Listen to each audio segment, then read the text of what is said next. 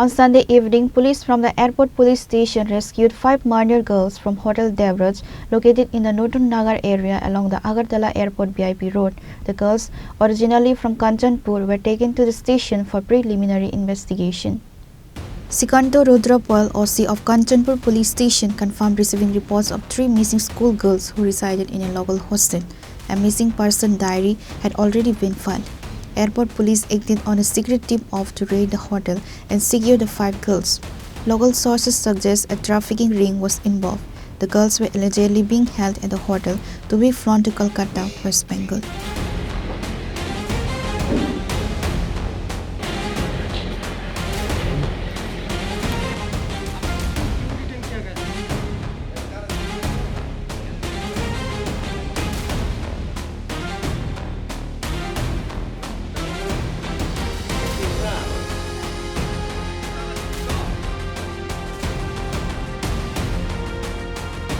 The focus now shifts to the Kanchanpur police investigation to uncover the true nature of the incident and identify the individuals behind the suspected trafficking attempt.